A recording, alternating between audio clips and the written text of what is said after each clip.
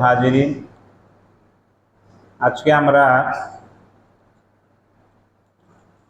জুমার দিন ও জুমার সালাত এ বিষয়ের উপর কথা বলতে চাই। আল্লাহ পাক আমাদেরকে তৌফিক এনায়েত করুন।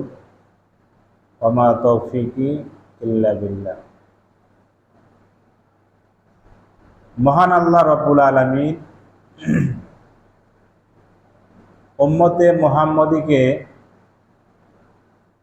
জুমার দিনের শ্রেষ্ঠ নিয়ামত দান করেছে।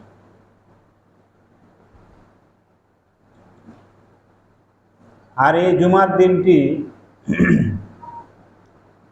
সৃষ্টির শুরু থেকেই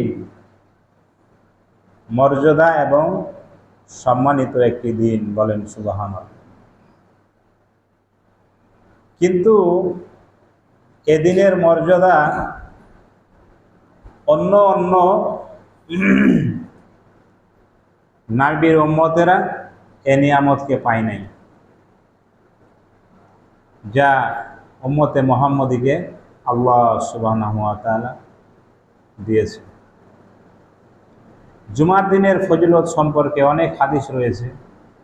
যেমন রাসূল করিম সাল্লাল্লাহু আলাইহি ওয়াসাল্লাম বলেন, খায়রু ইয়াউমিন তালাআত আলাইহিস শামসু ইয়াউমুল জুমআতি ফিহি খুলিকা আদম ওয়া ফিহি আদখিলাল জান্নাতা ওয়া ফিহি আখরিজা মিনহা।